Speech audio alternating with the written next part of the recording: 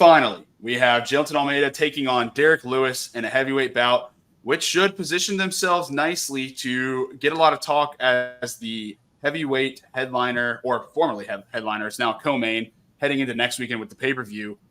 We'll have a lot of discussion based on this heavyweight fight that's happening this weekend. So Jailton Almeida is going to position himself nicely because I think this is going to be really one-sided, unfortunately, Rick. There's a lot of baggage coming in with Derrick Lewis. I know that he had a great, electric, and honestly hilarious finish with the flying knee in his last fight in the Utah card back in towards the end of July. Before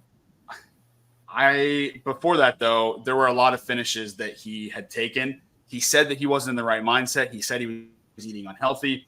He said before that fight on the Utah card, he actually got right where he didn't actually have to cut too much weight because he was eating right. He was treating his body well. He was taking training seriously.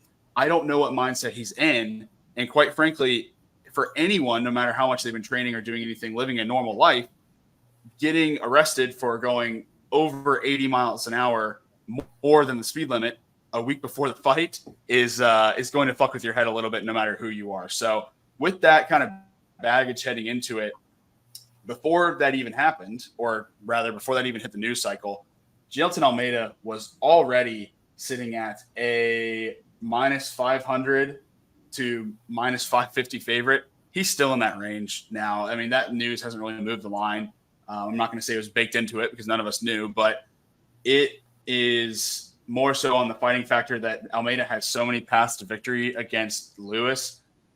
I don't think that he's going to just like stare him straight in the face and knock him out, but I do think that he has the speed. He has the weird physique in a heavyweight division where he doesn't look as much of a heavyweight as you would expect. Like he looks more like a light heavyweight, in my opinion, just like with his build, and he doesn't look like one of those big old fat guys that you expect when you think of the heavyweight division. I just see this ending with him on Derrick Lewis's back somehow, some way, just yanking and pulling on him and getting the submission. But what are your thoughts on this one? I think we side here with the favorite, but interested to see if you see any different methods. Yeah, I think that your point about it not like being baked in, I think that it doesn't change anything about what we thought Derrick Lewis would do going into this fight. And that's why it's not moved. We know that regardless, Derrick Lewis is probably the heaviest puncher in the UFC. I don't care if you're, I guess, formerly Francis Ngannou, whoever. Like he is the knockout king. So we knew that, and we knew that over the past few fights, he slowly looked less and less like himself, or that there is less and less fight back to go. He's a UFC boy. He's going to fight over and over and over and over because he doesn't really take that much damage. I mean, when he loses, you lose pretty damn quick when you're Derrick Lewis, when you're a heavyweight in general, but especially when you're Derrick Lewis. And so he's lost a number of fights in a row. And then that what told me the most and what has really like made my mind up about this fight more than anything else that I've looked at and read, and apologies to Jailton Almeida because this is more Derrick Lewis focused, was the interview after that Marcus Rogerio de Lima fight. He went into that fight as a plus 180 underdog, so underdog as well, to a more mobile Marcus Rogerio de Lima, who has 13 knockouts and all this, 10-7 in the UFC, but a mobile fighter.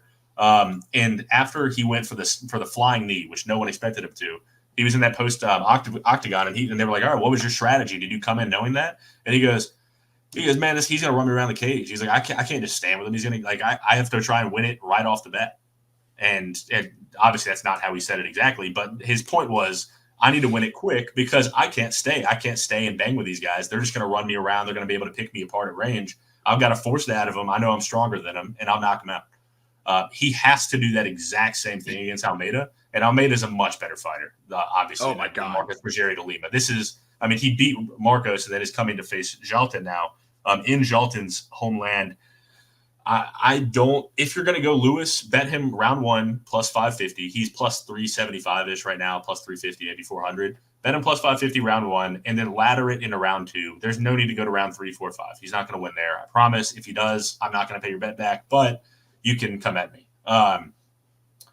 Now, I'm not going to go Derrick Lewis. I've been fading him for a while now.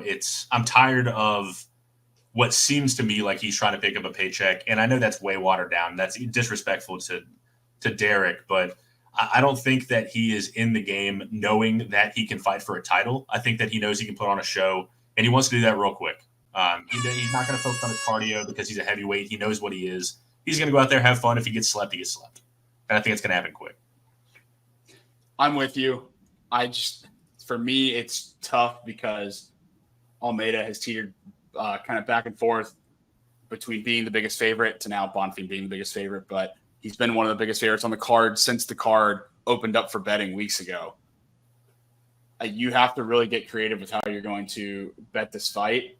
Like even the under at 1.5, it's at minus 345. Like people know it's either going to be on the slight off chance that it's a Derrick Lewis knockout, then it's going to be if it's not that, then it's going to be in the first round. And if it's not that, it's going to be Almeida gassing him out and submitting him. I am just scared to go Almeida by submission. I think that's what I'm going to do, even though it's minus 125. The only reason I'm scared of doing that is because there's a world where he just hops on his back and then starts punching him with the side fist on both sides of his skull and knocks out Derrick Lewis that way, or more so just TKO where Derrick Lewis can't defend himself and then they have to call the fight. That's at plus 160 for Almeida by knockout versus Almeida by sub at minus 125. Do you have? I need to pull up another tab. Do you have inside the distance odds for Almeida? Yeah, I mean they're also horrible. The fight in general, not to go the distance, is minus 3,000. Yeah. So you're never going to touch that. That's absurd. Yeah. I mean, okay. So I have 2 quick points. I know that we're over time, but it's the main event. If you've made it all the way here, thank you for coming. Obviously, you've enjoyed it enough to be listening to us. I mean, the 2 points. I don't think that you can make Jailton Almeida any bigger of a favorite because there's always going to be that variance with Derrick Lewis, where like he could just hit you with anything clean. So to that point, do not anchor your parlays with Almeida, even if it cashes. Like you might look like the smartest guy. I say smartest guy in the world as a minus 500 favorite. It might cash for you, and it might cash for you wildly where it looks like never a doubt. But that's how this fight will always go until there's a finish. Like Derrick Lewis is either going to knock him out and you're going to be like, holy shit, or Jailton Almeida is going to do the same to Derrick Lewis. So whichever way it goes, there's enough variance to keep me away. What I'm going to be betting on this fight, and I'm going to sort of ladder it, is Almeida in round 1 for a unit and a half. And then I'm going to put a half a unit on round 2. Sorry, Almeida in round 1 is minus 110. So basically even money for that. Almeida and then in round 2 for plus 315. I'm going to put a half unit on that. So that'll win me 1 unit back if he wins a round 2 because I would lose round 1. And then I'm going to sprinkle like a quarter unit on Jailton Almeida in round 3 plus 1,600. I don't even know if I should do that. But that at least covers you a little bit if something crazy happens. But more than likely you'll end up winning round 1. You net a unit and a quarter. And there's your Jailton Almeida play without having to put all the money behind him on a minus 500.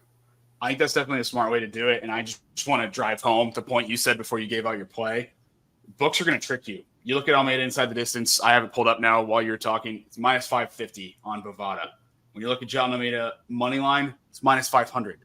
Why would him paired with a result of how he's going to win be priced higher than the money line itself? It's because books are going to trick you. They know that you're going to look straight there and forget the money line. You're like, oh, I'm just going to go and go to the method of victory because that money line's too expensive. And not double check your work. People do that shit all the time. The other thing I'm going to say, and this is the last lecture I have about it, is just Almeida at minus 500 and Bonfim brothers at minus 500 or more. Some of these guys that are such big favorites, don't even throw them in your parlay. This is 2 grown men being locked into an octagon that are trying to beat the shit out of each other and get a finish. Like, yes, I understand that some are highly more skilled than others, but you are still betting on cage fighting here. And mixed martial arts is a beautiful sport. There have been way crazier things that have happened, way cooler stories that have happened than one of these underdogs winning in the Sao Paulo card.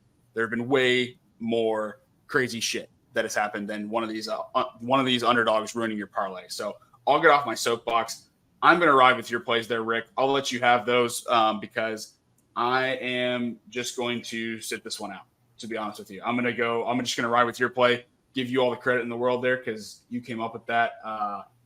If you want to be really funny, if you've got free play or you want to burn $2 and win and just on the off chance, I've never seen a fight to go the distance at plus 1,100 like that before. There's no way that happens. I think that Derrick Lewis gets gassed out, but if you want to throw $2 on it, why not?